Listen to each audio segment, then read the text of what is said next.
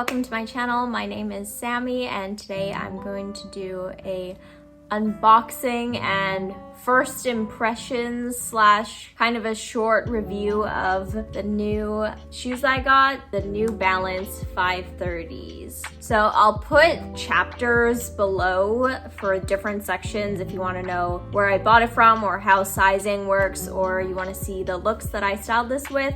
You can just skip to different chapters down below, but let's get started.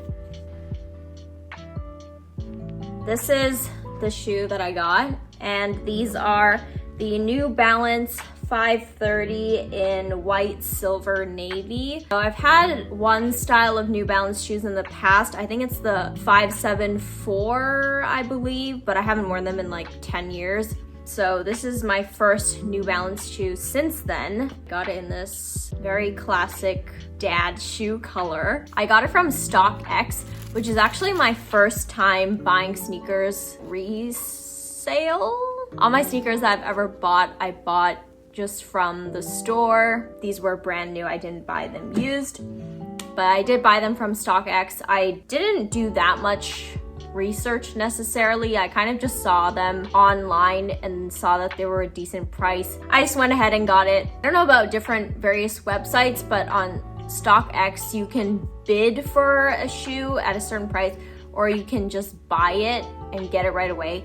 Honestly, I don't know basically anything about this process or how it works, but I just bought it because the price difference wasn't that much and I just wanted it right away, so I was just like, okay, I'll pay for it. These retail for, I looked online, I believe I looked at the women's, it retailed for 130 Canadian, but it's like sold out everywhere. There's only really big sizes. I saw them online on StockX, but only in men's, but they have like really small men's sizes, so that's what I looked at. So I just looked at the receipt and I bought them for $121, and then after taxes and processing fees and shipping, the total came to $160. So I paid $30 over retail, or what I would have paid for it if I got it from stores, which in my opinion is not bad. Yeah, so this is my first time with StockX, so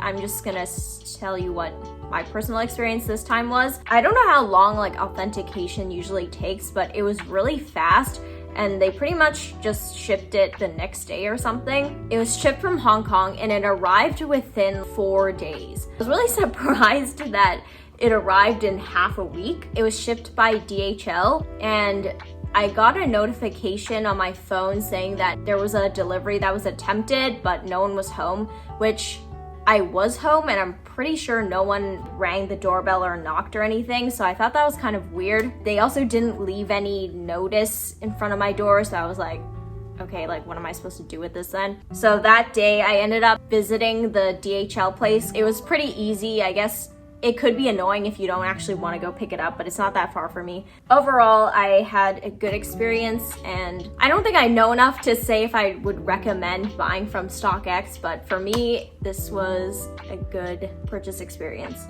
You can see in the video that it did come with the box and like the original New Balance pamphlet in Chinese, and also the StockX authentication keychain.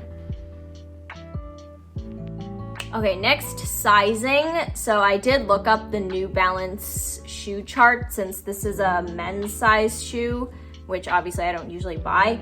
So I wanted to make sure that it would fit. I watched some videos before purchasing as well, and there was kind of mixed opinions about whether to get true to size or size up or size down. So I just went with my usual size. So for this, again, this is men's sizing. I got US 5 and it's 23 centimeters, or here it says 230 millimeters because Asia sizing. But that is my usual size because I looked at a few of my shoes that I own and they're all 23 centimeters and this fits. I think the shoe itself is kind of wider, so it's not like a really snug fit, but it's not too big either in my opinion. So I'm satisfied with the size that I chose. So some other shoes that I have, for example, the Nike Air Force Ones I own in US 6. Same with Nike low dunks. I also own a US 6, and just Converse, I have a US 6 as well. They're all 23 centimeters, and I think this shoe in 23 centimeters fit well also. Now for some general thoughts or first impressions on this shoe. So I've only worn it once, so I don't really have a full review of it yet. I wore it once 2 days ago.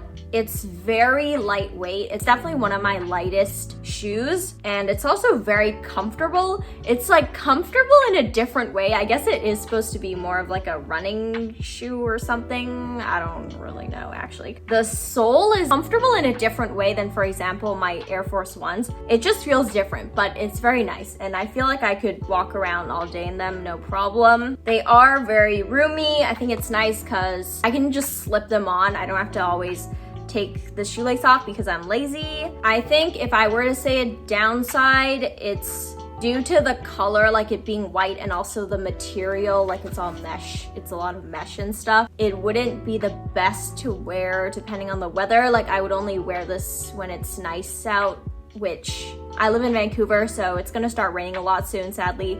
So I probably won't be able to wear it that much, but I still think I'll get a lot of use out of it. But overall, probably less versatile than, for example, my Air Forces, which I wear literally every day. Style itself, obviously I bought it because I like the look of it. This is like peak dad shoe look, but I like how it's not like super bulky or anything. Anyways, I like it. I think it's gonna be a good fall shoe, but I also think this would have been really cute in the summer as well. Basically, it's just an all seasons shoe. That's all the thoughts that I have currently on it. I am quite happy with them, and I'm excited to wear them a lot. Now I'll move on to the styling section where I'll show a few outfits that I put together to wear with these shoes.